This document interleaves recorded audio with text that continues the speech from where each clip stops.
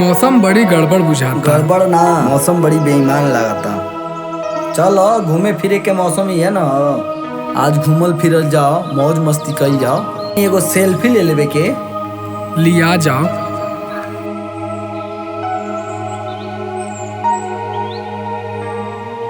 अच्छा ना आवता हो। दी हम खींचतनी भैया। देखबो काहे ना अच्छा आवता।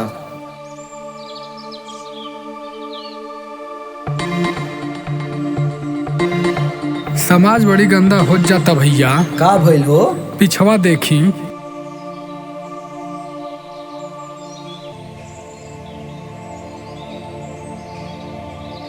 बात सही कहता बाबू, सोच के मन बड़ा घबराता। आजकल के लइकन के अच्छा शिक्षक बने के चाहिए, अच्छा नेता बने के चाहिए, वैज्ञानिक बने के चाहिए, ताकि आए वाला समय में फिर से अपन देश सोने के चिड़िया कहला सके। लेकिन प्यार मोहब्बत में पागल हो गई बाड़ा सन। का केहू बतावे भैया, हमनी के समाज खातिर कुछ करे के पड़ी। सही कहता, हमनिए के कुछ करे के पड़ी, तब बस समाज में सुधार आई। ठीक बा, चलो।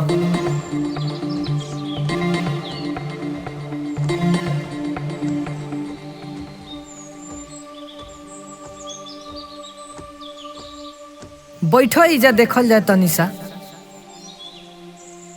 बैठो बैठो। ए यार, चारों तरफ हरा भरा देख के कितना अच्छा लागता।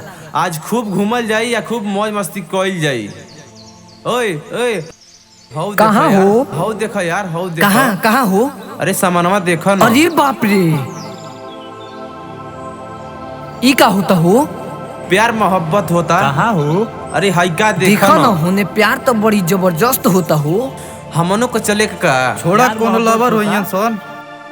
का छोड़ल जाओ, ऊ लोग करता तो ठीक बा, हमनी करल जाए तो ना ठीक बा। देख के तो हमरो बड़ा मन करता रोमांस करे के। चलो चलल जाए। हाँ चले के बिना रोमांस कैले आज जाए के नहीं खे, भरपूर मजा लिहल जाई आज। देखा ही काम ठीक नहीं खे। उ लोग करतन तो ठीक बा, हमनी करल तो ना ठीक बा। हमनों को चले के।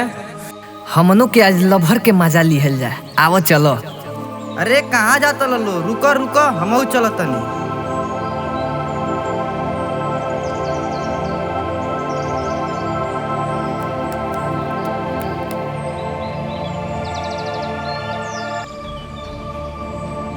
ई क्या करत लबू? वीडियो बनावतनी। ये तरह खुला में रोमांस करबो त देख के हमारो मन करता रोमांस करे के। और का रोमांस करे आइल बनी जा। भाग जकू नहीं तो बहुत मार मारे। बड़ा याराना लगता है यार। धर, हमनों के मजा लिहल जाए।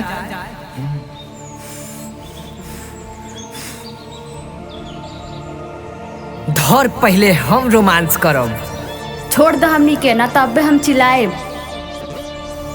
जब इनका संगे रोमांस कल तो ठीक लागत रहल। हमनी के संग ना मजा आवता। हम इनकरा से प्यार करेनी। ई कौन प्यार हो? इनका संगे खुला पार्क में रोमांस करतड़ू और कहतड़ू प्यार करतानी।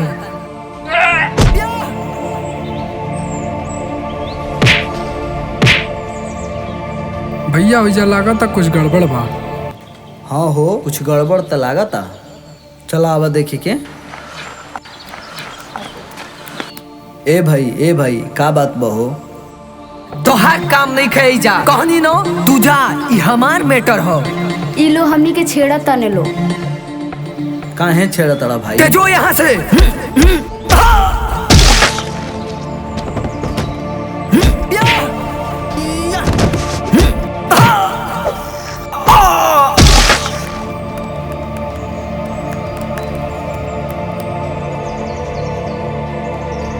थैंक यू भैया।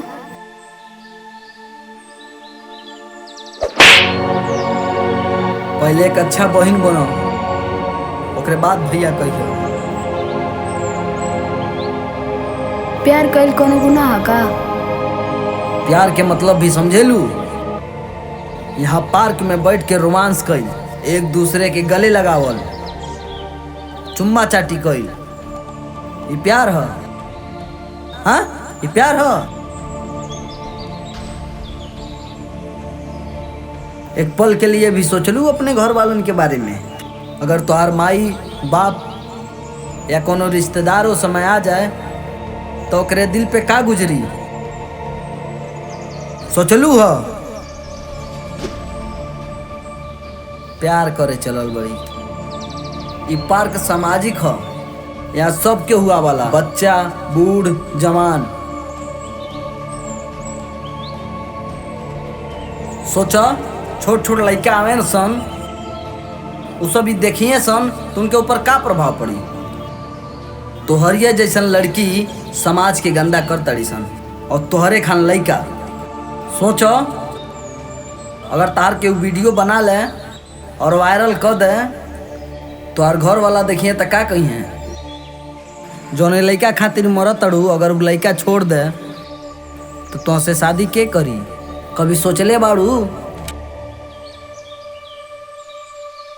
काहे अपने माँ बाप के नाम डुबावल चाहतड़ू? अगर माई बाप के नाम करही के बाद कोनो अच्छा काम से करो न। लइकन के काबा, लइकन पे केहू इतना ध्यान ना देला, लेकिन अगर कोनो लड़की के इज्जत चल जाला ना,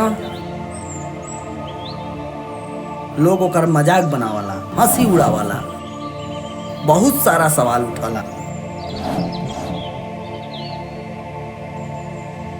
अरे अभी टाइम बा, दोनों जना सुधर जा। अगर नाम करही बा तो अच्छा काम से माँ बाप के नाम रोशन कर, बुरा काम से ना रोशन कर। पढ़ लिख के डॉक्टर बनो, इंजीनियर बनो, वैज्ञानिक बनो, ताकि माँ बाप के गर्व हो के अपने ऊपर। तनी सोच, अगर ये जगहिया पे तार बहन रहत आ यही हालतिया में तू देखता, तारे दिल पे का गुजरत? सबके घर के इज्जत एक बराबर होला।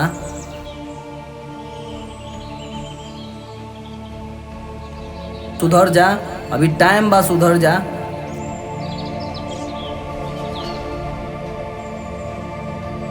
सुनी भैया, हमने को माफ कर दी। आज के बाद ऐसा गलती ना हुई। माफ कर दी भैया, आज के बाद सेशन गलती ना करब। पढ़ लिख के माँ बाप के नाम रोशन करब। चलो ठीक बा, हर इंसान के एगो मौका मिले के चाहिए सुधरे के। जा, उम्मीद बा कि सुधर जइबो। चलो जा, पढ़ लिख के माई बाप के नाम रोशन करिए। जा, मान सम्मान से रह जा।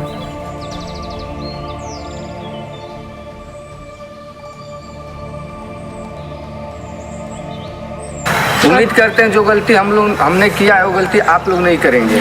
अगर अच्छा लगे वीडियो तो लाइक कीजिए, चैनल को सब्सक्राइब कीजिए और कमेंट करके बताइए कि हम लोग का शेयर करना ना भूलें। हर हर महादेव।